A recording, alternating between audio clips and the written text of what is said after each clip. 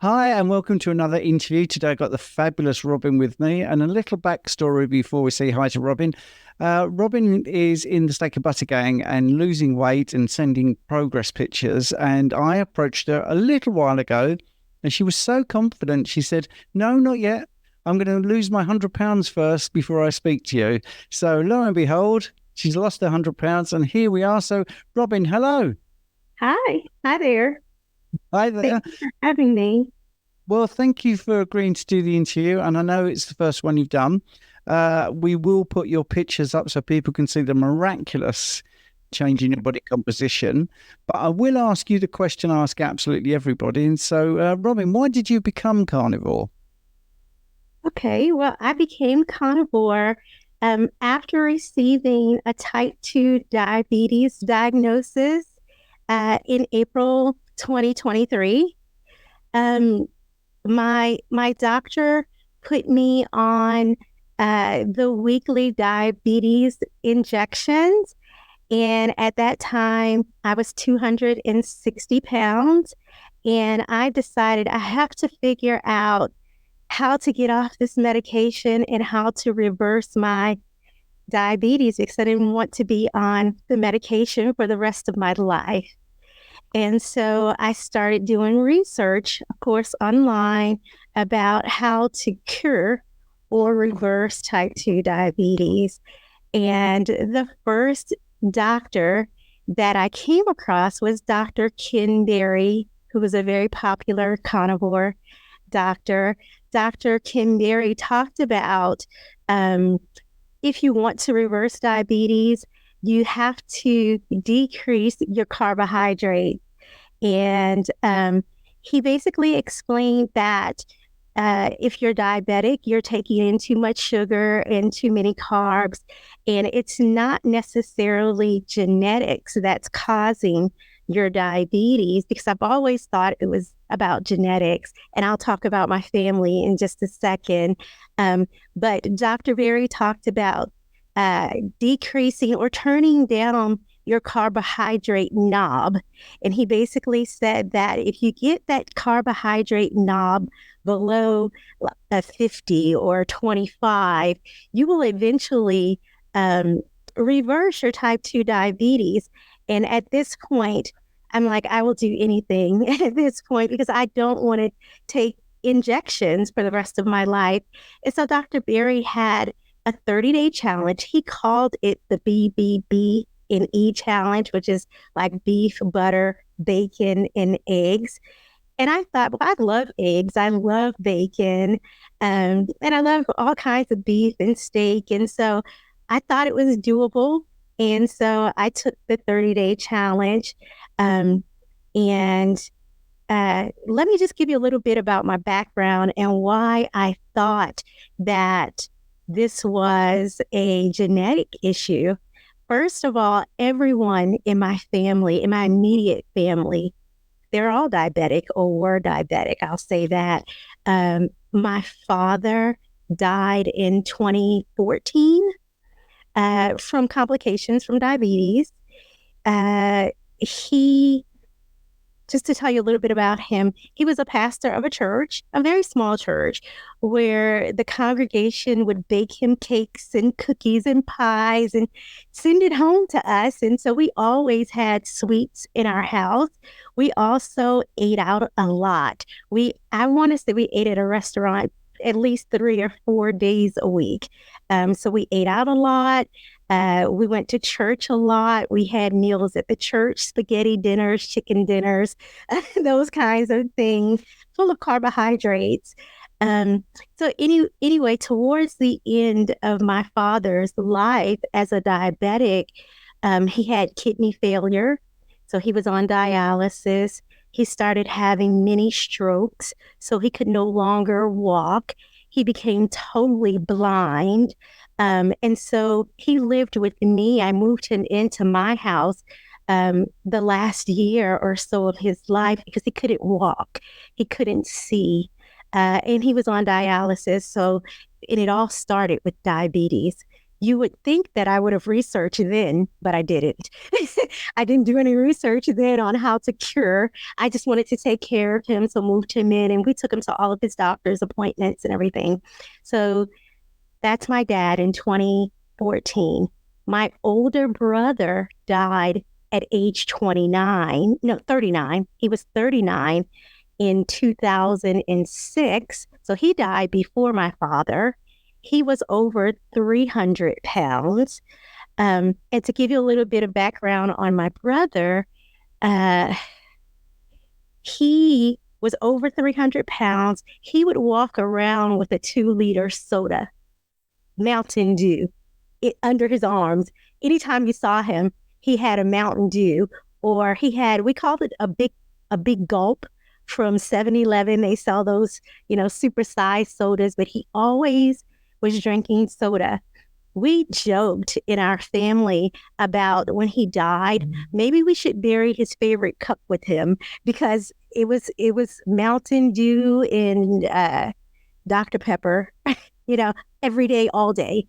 And so he had congestive heart failure, but as a result of diabetes, congestive heart failure towards the end of his life, his feet would swell, but he was only 39. So that's my brother. So I told you about my father, my brother, my mom. She's still with us. Thank God. I've moved her in. She's 80 now, but she has been on insulin injections for 21 years. So she has been diabetic and on insulin injections. She was going blind. She has had several cornea transplants. The first one she had probably for a few years. And because of diabetes, of course, it didn't last very long. So then she went back for another cornea transplant. So basically, I said all of this to say diabetes has taken a toll on my family. Just to give you a little bit more information about myself, because I was pre-diabetic, I had polycystic ovary syndrome. I could not conceive, so I've never had children because I was pre-diabetic with insulin resistance. So I suffered from infertility. And so it has taken its toll on me and my family. And so I think when I got the actual diagnosis, it became real to me because I knew I was pre-diabetic. I knew I was struggling trying to have kids. And I knew that I had insulin resistance, but I just thought, I'm not diabetic, And then in April of last year, I actually got the diagnosis. And once I got that diagnosis and she gave me injections, and I'm like, I'm going down the road just like my dad and my brother and my mother. And that's when I just became focused. And I said, I've got to do something. And then I started watching these videos and I found Dr. Berry and then Dr. Chafee and Dr. Kiltz and joined the Steak and Butter Gang and have lost 102 pounds now. But I've also made lots of lifestyle changes. It's not just carnivore, but I've started working out. I go to the gym 4 or 5 times a week. I drink lots of water, absolutely no soda, no carbohydrates, no sugar, just a total lifestyle change, which I knew had to be done to avoid taking the path that my family has taken. So let me add this. I've also gotten my mom, who's 80, and she lives with me. She's also on the carnivore diet as well.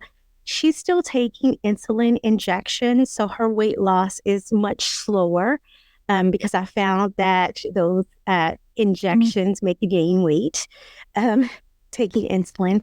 So she's lost about 25 pounds so far. And she's 80, so of course, and she's been on insulin for 21 years. So, it's slower for her, but she's losing weight as well, and she's her the amount of insulin she's taken, she's decreased that so far, which is great. I also want to mention that my husband has taken a big role in this. He grills for me and my mom. He makes steaks and ribs and chicken on the grill for us. So he has played a very big part in losing the 102 pounds that I've lost. And so I guess the only other thing I want to mention before you ask me all the questions that you want to ask me, I found that community's been very important to me. I joined the Steak and Butter Gang, like you mentioned before. And once I joined the Steak and Butter Gang, I started adding fasting to carnivore. So I've got the carnivore diet, I've got the fasting, and I've got community. And I think just putting it all together and the exercising. So it's a combination of a whole lifestyle change. So that's why I became carnivore. And that's amazing. For someone that said before we started, I might struggle to tell my story and you might have to prompt me. That was amazing. Robin, that's such a good story. Obviously heartbreaking. And I will have to say, you're so magnanimous to not be bitter and angry about what happened to your family, to realise, things could have been different if you knew what you knew now then, but we won't go into that. I mean, it's great that you've got your mum losing 25 pounds and helping her at age 80 is fabulous. Well, you snuck in there that you've just started a little bit of fasting and about the community. The Steak and Butter Gang is a particularly good community, very supportive. Do you feel any animosity? Do you feel angry at all that you weren't told this even, a year ago when you were diagnosed, that there was a different thing you could try? I don't feel bitter or angry. I'll say that the thing that makes me sad is my fertility. I will say that makes me sad because I'm 54 now, and I believe it's too late at 54 to have kids. Although I talked to Dr. Kiltz and he's like, oh, it's never too late is what he says. But I think that's the part that makes me sad, that maybe if I had found the carnivore way of eating when I was 34 instead of 54, 20 years earlier, if I had found, this community or this way of eating, then maybe I would have kids. But I also believe things work out the way that they're supposed to work out. I would say that if I can save anybody at this point, if anybody else can hear this, or when I talk to people, even at the gym, there was this one guy that I was talking to at the gym. He said that he had cancer. And I was like, well, do you eat sugar? I'm like, well, cancer, sugar could cause cancer. So now I'm just an advocate for the diet. I'm wanting to help as many people as I can avoid the life that I've had. If I find someone that's struggling with infertility or cancer or diabetes, I'm just the spokesperson for the carnivore diet now. I think my family and friends, my extended family, they're tired of hearing about it. They're like, we're not doing that all meat diet that you keep telling us about. But I'm like, but you got to try it. And so if I can help anybody, that's my goal now. So. Yeah. Well, I would have to say, for people on the audio podcast, you do not look 54. I mean, I was quite surprised when you said that. I would put you late 30s. So obviously you're doing something right. And it's your attitude is to be admired, because it would be easy to be bitter and angry, but you're not. So that's really good. Are you enjoying this way of eating? Do you find that it's more enjoyable than you expected? I absolutely love this way of eating. And I like I said, I wish I had found it so much sooner. I want to say about 20 years ago, I did Dr. Atkins. Yeah, he had that book, The Atkins Revolution. But at that time, I was trying to add in the carbohydrates, which I think if you're trying to do low carb, it's difficult because those 20 grams of carbohydrates, to me, it increase your cravings. That 20 to 50 grams that you're still having, it makes you crave more. And so I was able to lose some weight with low carb, but I still had cravings. With this way of eating, your cravings are gone if you don't have sugar at all. If you have no carbohydrates, then you don't crave them anymore. And so, just to tell you a little bit about my regular diet, excuse me, in the morning, I'll have eggs and bacon, and I have cheese as well. So I'll have like scrambled eggs with cheese and bacon. I just absolutely love that. Who doesn't love eggs and bacon? The problem is we usually have a waffle and French toast and pancakes with those. So if you don't have those things and just have the eggs and bacon, you can even have an omelet with sausage and bacon and cheese. And so I love the way that I eat. And then for lunch, I will have steak or ribs or chicken or brisket, all foods that they're wonderful foods that we just love. I think the problem is the things that we have with them. We'll have the burger, but then we'll have fries and the bread, which those are the things that really cause us problems. So, but yeah, I love all meat. So it's been good. Yeah, and that's the thing. I mean, one of the criticism of carnivore is it's not sustainable, and yet people love it. Who's going to not sustain it if it's really enjoyable? And I've been the other side where I used to believe high carb was fantastic, and I used to have rice cakes, which is just like eating cardboard and squashing a banana on it. It's not exactly the most exciting thing to eat. I think you hit on something brilliant there, which is about eating when you have a craving. The sweet taste definitely does keep you driving for more of it. Actually, I mean, it's so well studied now. I think everybody knows that sugar is addictive. And when you said about going to even just above 20 grams of carbs that make the cravings worse, this is one of the things that I find is possibly why some people leave keto, because they still have those sweet treats or they have things with sweeteners in and stuff like that. So what do you do about drinks? Do you have any sweetened drinks at all, or do you just have coffee or tea or just water? What about that? Okay, I don't drink coffee at all. I do drink the Element, LMNT, the flavored drinks, and they have a bit of stevia in it. I tried the raw unflavored Element. So the Element, it's electrolytes. So it's sodium, magnesium, and potassium. And it's supposed to help with like leg cramps, so you won't have leg cramps. Or sometimes when you cut out all of the carbohydrates, your body might have reaction because you're not having all of your electrolytes. So I daily at least have one packet of the Element drink. I should call it LMNT instead of Element, but so I have that. I only have water. So I try to drink at least 4 bottles of water a day. I take 2 bottles to the gym with me in the morning. So I'll get my first 2 bottles in, and they're usually the first 2 bottles are just clear water, nothing in it. And then when I come home, I'll mix a pack of Element with 2 bottles, and then I'll try to drink those 2. So I'll have 4 bottles of water every day. Definitely no soda at all. No coffee, no tea, or anything like that. Although in the carnivore community, there are many carnivores who still drink coffee without sugar, of course, and some drink tea, but I don't drink any of those things. So. Okay, that's cool.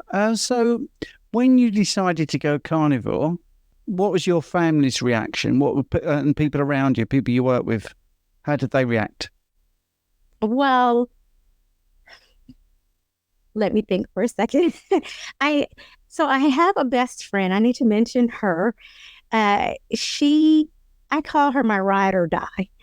She's my friend that's willing to do whatever I come up with. So I'll call her and I'm like, hey, do you want to try this with me? She's like, okay, I'll do it. And so we decided to do the 30-day challenge together. And we actually started July 1st of last year. So in a week, it'll be my 1 year carniversary. But she decided to do the challenge with me. And I don't think I think for the first 30 days, we didn't tell too many people. We just wanted to do it. And then I started telling people. My husband's always supportive. Like I told you before, he grills for me and cooks for me. But his mom, my husband's mom, was the first person to say, I think you need vegetables. She's like, they have vitamins, they have minerals. You need those. So she was the first person to give me the vegetable lecture. My doctor, I went to visit my doctor about 2 weeks ago.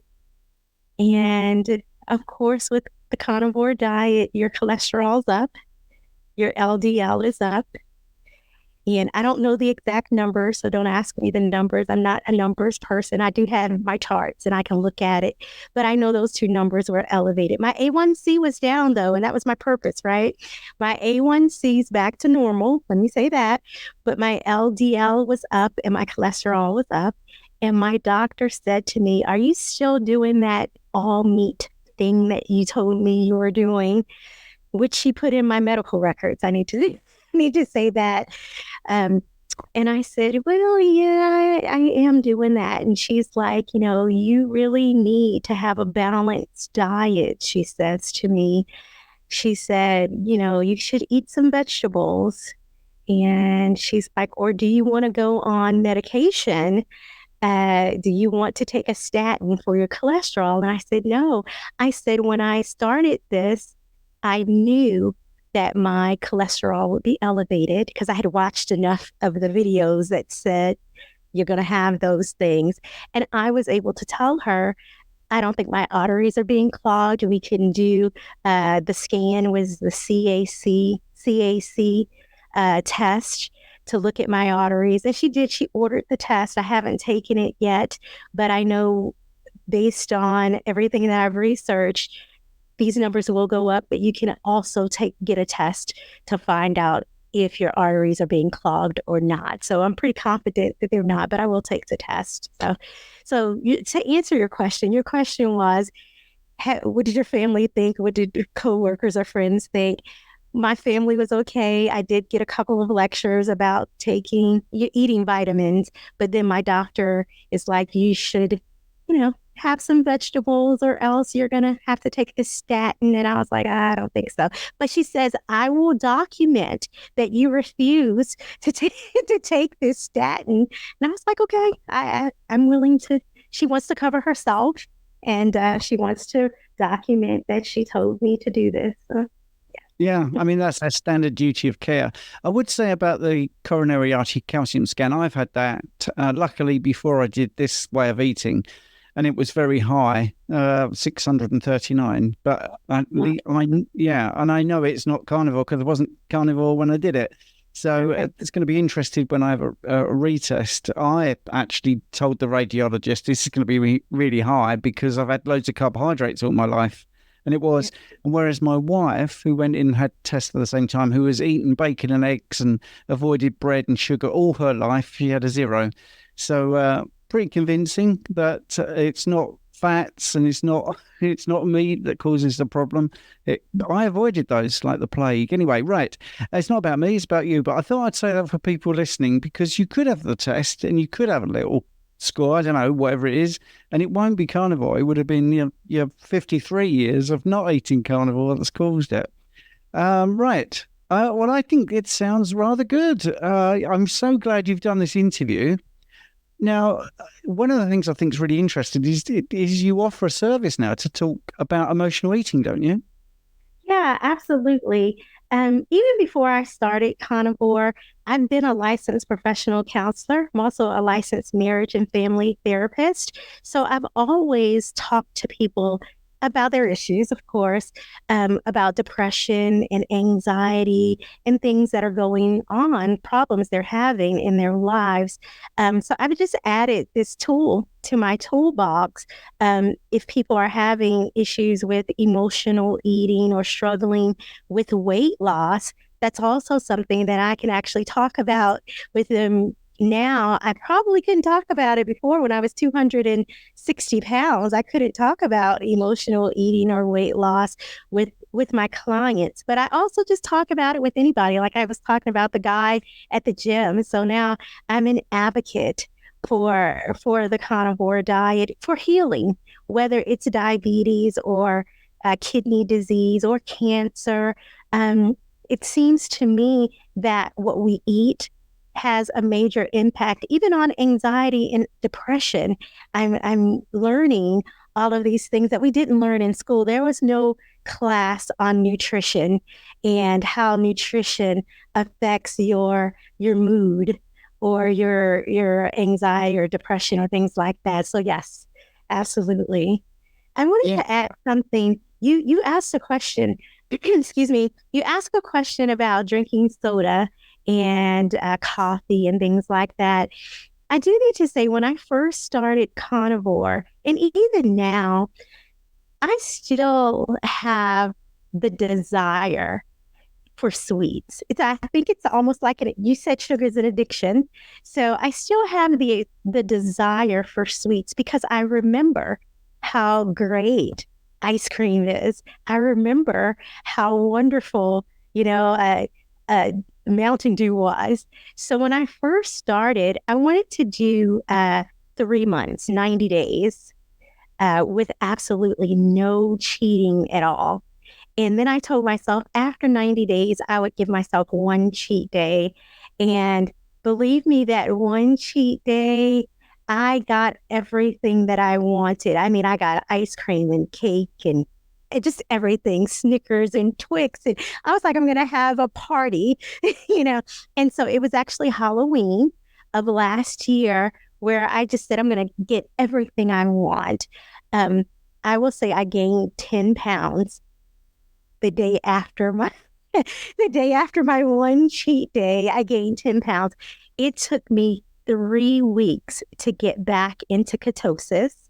Um, and I was regretting having that one day, but I didn't learn. I didn't learn from that. I said, I'm going to give myself 90 more days and I'll cheat again for my birthday. And so my birthday was in January, and I said, I'm going to have everything I want in January. And so I had cake and ice cream and Twix and all of the sweets that I wanted. Once again, 10 or 15 pounds from one day. And so you would think that I would learn, right? But I think that just because you're a carnivore, and I'm talking about cravings, they go away, you still have that mental piece where you remember how good those things were. Or when you're around other people, my husband is not 100% carnivore. So sometimes he'll pop popcorn and I'll smell popcorn in the house. And I'm like, oh, I remember how good that popcorn was. And so you'll still have those kinds of cravings. They'll still come. So I don't want to make it sound like if you just do this, you'll never have cravings again, you know. But I think it's better to, if you do cheat, I'll call it a cheat. If you do have a cheat, space them out because you're going to gain 10 pounds. So you just know that you're going to gain some weight, try to get right back on if you fall off, and try to get some months consecutively before you cheat, because you're not going to see any progress if every weekend you have a cheat, because you're going to go up and then you're going to just go back down, then you're going to go up, and that's very, very frustrating. So I just wanted to add that yeah, I still want those things. I still have a craving for those things, but I just know that they're not good for me and I don't want to be diabetic. And so just have to make choices. So. Yeah, and obviously you make much better choices 99.9% of the time because you don't lose 100 pounds easily. It doesn't come off easily. So, um, but I would say this: I do a lot of follow-up interviews, so I cannot wait for this time next year when I invite you back on and see how you're getting on and whether your views about cravings have changed. Because I do think the more you eat this way, they do dissipate. They do go away. It's like time is a healer. I mean, I lost both my parents when I was very young. I lost a girlfriend to breast cancer. And at the time, you think you're never going to get over it. And here I am at age 60. And yeah, if I talk about it, of course I feel sad, but I am over it and I'm getting on with my life. And I think it's the same with cravings. I used to have those emotional, situational reactions, like going to the movies. I've said this before publicly. I never have ever been anywhere other than the movies where I fancied a big Coke and a hot dog. So it's not the food; it is the situation or the emotional association. So I think I cannot wait to speak to you. Well, obviously before that, on and off with some emails and messages maybe. But I think you're a prime candidate to get back in a year's time. So enjoy your first year carniversary. I think it's fabulous that you've come on. I just want to thank you so much, Robin. Yes, thank you for having me. I will also send you a link to my YouTube channel. I actually only have one video on my YouTube channel so far, but I just want to help as many people as possible. So I'll send you some links to share. And so thank you so much for having me on. That's okay. And the links will be in the description.